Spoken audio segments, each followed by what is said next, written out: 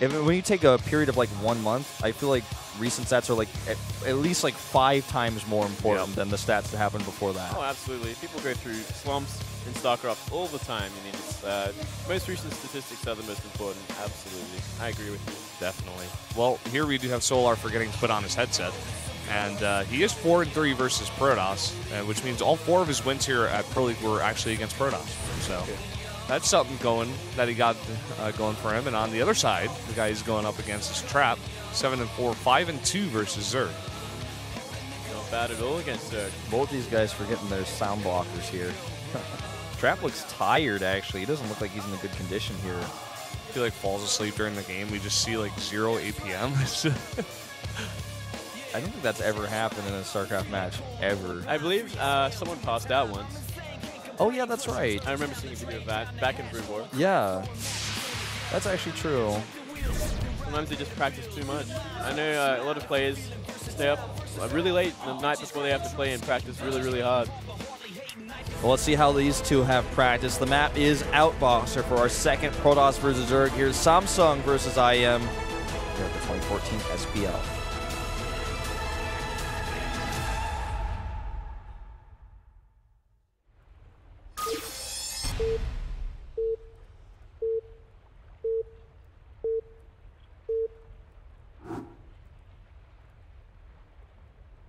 LTA는 SK텔레콤. Up here in the top left, in the pink for Samsung Galaxy Con, he is back. It is Solar. And to the bottom right, in the blue, it's Trap. Now, it looks like Chewbacca has pressed the wrong button again, trying to fix the Millennium Falcon. And so there's a bit of a noise. Hopefully that will go away soon. Turn it off! Turn it off! Star Wars. I love that series. I'm going to ask you another question. This has basically been like half a Pro League cast and half a Moonglade interview. Hey, man, I love it. Keep going. What's your favorite Star Wars movie? Revenge of the Sith, man. Revenge of the Sith. Yeah, dude. See, you know what? It's okay to like the prequels. I'm only trolling. I actually not really. Oh, I thought you were serious. I was like, well, that's a weird pick, but I mean, you know, if that's how you feel. Actually, I am a big fan of that Sith that He's like, I'm a big fan of that Sith, that guy, Darth Vader. Like, no. He's pretty cool, but no. You like Darth Maul? Is that the guy with like the red paint? Yeah. Yeah, he was badass. Like, oh yeah, he was. The story was average, and like the movies were average, but he was a cool bad guy. And they had the effects for like the lightsaber fights. Qui-Gon versus Darth Maul, I think, is my favorite lightsaber duel in all six films, because that's like the scene where like they're chasing each other and the light binds close and they're both like right next to each other in front of each other, and Qui-Gon like sits down and meditates, or Darth Maul like smacks the thing with his lightsaber. It's pretty crazy. We're seeing a proxy hatchery. Yeah, this is pretty nuts. Like, I'm looking at this, I'm like, wait a minute, that's the wrong base. I don't think he's going to have that stay up. I mean, very cheeky play. Going to see a Zealot, maybe chronoed out. We'll have to wait and see. Yeah, I mean, I think he's got a chrono it right. And if he really wants, he spent all his chrono on. Yeah, he's got a chrono it now. Yeah, there it is. Well, this happens sometimes where it's a little cheeky. It's a little cheeky. This is something we see Lenok do a lot. It's a cute play. I mean, it really delays that natural, and it gets you go pretty much hatch first. If the Protoss isn't like kind of looking for it, by the looks of it, the Protoss could have really put down a pylon here after he scouted that. Yeah. If he had a scouting probe on the map, I actually wasn't paying too close attention to that.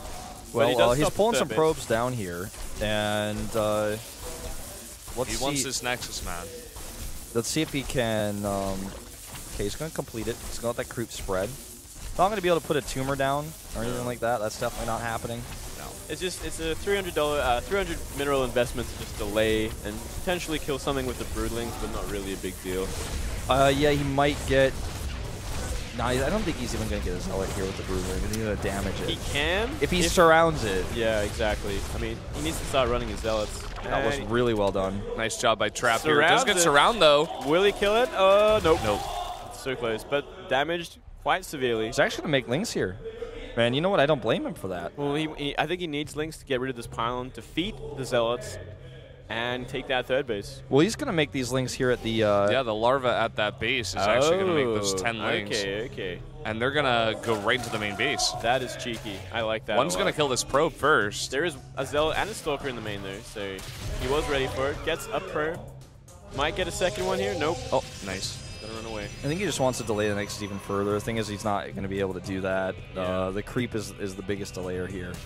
The biggest problem here for this third base, though, is a Mothership Core and Zealot babysitting this pylon. It's going to make things a lot harder, and there's a probe at the other third base, potential third base. So, in your professional Australian opinion, who is ahead here? I'm gonna say the Protoss is ahead here. I would agree. Because that third base never got up. Yeah, and he's still harassing, actually, with this Mothership Core. And it's going to be quite a while before it gets up as well. He's going to have to start pushing out creep, and he's going to have to maybe walk a queen to the third base if he wants to take it. Yeah, and besides that, like, he spent so many minerals on that, cheeky play there, and he made some of those Zerglings that didn't do much besides kill a probe. Yeah, that was a bit of a false investment. Yeah. He's going to get that third down now. I mean, the natural is almost finished for the Protoss, and both players supply blocked. Supply blocked, did also. I've got a TLO-oriented question for you now, Moonblade. Okay. Can you actually build a hatchery, or any structure for that matter, on a time warp? I'm not sure. I've never tried it. I would have to say yes, absolutely. Okay.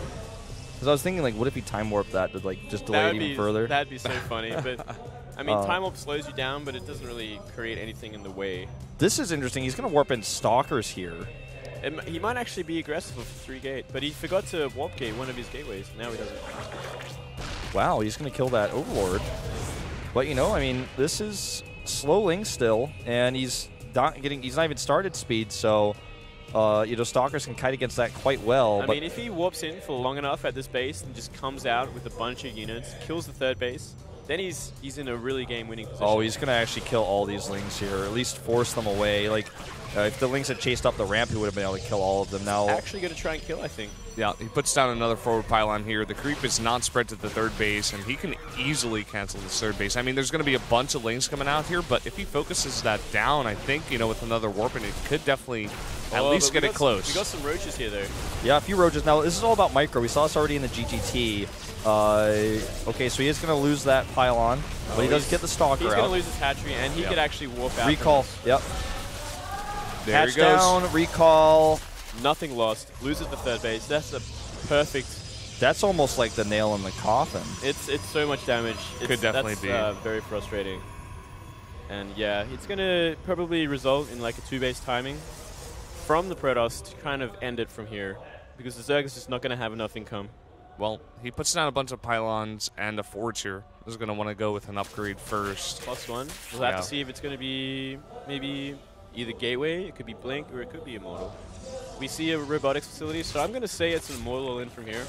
It's probably one of the most common reactions. Immortal in after a third base cancel. It's like the most standard of standards. Yeah. And safest, for sure. Or we could see a third base. I mean, if we want to be really safe. Trap is the type of player who normally plays the mid-game more passively, so I was a bit surprised that he even attacked in that case. But I think it's obviously because we started off with a bit of a funny situation, so he has this extra opportunity. Yeah. I think he saw blood in the water. Yeah. That was it. He was like, oh, I can actually take an advantage here. Yeah, it was a bit of a random start. I think he's going to take a third base here. I don't think he's going to want to hit a timing, just because, he doesn't have to. He still could. He could for sure, but yeah, you're absolutely right. He does not have to. With a Warp Prism coming up here, I think he's just going to harass with it. I don't think he's going to... Let's see, he's making 4 pylons, though, and he still hasn't even tried to push out towards that third base. Well, you know what can end the game also is a Warp Prism sentry drop on the main ramp. That would end the game for sure. And that would mean the main base is gone for sure, and it's game over. Yeah, he's got 5 sentries here. He's getting the Twilight Council, which could mean that he wants to go for the +2 first, which could mean that he goes for plus. Interesting. 2 Zealots, 2 sentries, so he can still do it. Maybe he'll push out on the map. He might just try to do some damage with this and then do what Brendan's saying, the +2 and Blink. Let's wait and see. I mean, he's only got two sentries in there, but he can warp in a ton more. He's got. Oh yeah, I mean, all it takes is 1 sentry, and that ramp is blocked forever. Well, not forever, but as long as he's got gas to pay for the sentries. And Yeah. this is such a good idea because Solar was so focused on taking map control, and he has all of his units outside the base. oh, and he sees it. He sees it. But will he have enough time to get up that ramp? No. Oh, that force field was terrible. Botch force field, but he got up. Actually, I don't know if this is going to work. He warps in one sentry here, but it's going to be killed. I would say, have enough? I can't really see Oh, down Oh, there. he messes up the force field. He's not Oh, looking, my. and that's not going to work. That was a potential main base right there. That was a disastrous attack. He had all the tools. He even had the energy on the sentry. He just didn't do it in the right time. Yeah, that was pretty And nasty. you know, he was following up with the rest of his army, but I think after it went so badly, he's like, uh-oh, I got to go back. If he just takes a third base here, he's going to be in a he's going to have a big problem. I think he's still going to hit with the Immortals +2 and Blink. Yeah, it looks like it. I mean, that would have been like the perfect follow-up, like killing the main and then following up with like Blink Immortal. That's like unstoppable. Or at least doing some damage in there. But with that botched ramp force field, it's going to be interesting. I mean, It looks like the game might come down to... He's oh, trying what it is again. Oh my He missed the force field god. again. This is embarrassing. He is way too nervous. Trap is really faltering here. I mean, this is actually one of the simplest things you can do. It's very technical, but hitting a force field on the ramp is something as a Pro Toss player you've done since birth. Yeah, basically. it's something that, like, if you do it once wrong, you're like, okay, maybe you're nervous, you made a mistake, but a second time? Well, like And 3 like- times even, really, like, he's done wrong. Okay, now this attack, if his attack fails, the Mutalisks are going to be pretty scary, but let's see, because this is still a very, very strong Pro Toss army. He's going to catch these units here. That's Force a fields. lot of force fields. Yeah. And 2 Immortals with that means like a lot of dead roaches. And he just droned a whole lot for this 4th base. Yeah, So he was way too greedy. The Nidus network, That was definitely a greedy larva. that was cycle right way there. too greedy. And I mean, he did see that 3rd base being okay, made. counterattack here. Recall goes on, but not with a lot of these units. Brings back the Warp Prism. And an Immortal. I have to say it's some of the sloppiest play I've ever seen out of Trap, but still, the game isn't over yet because he's got a lot of Protoss on the other side.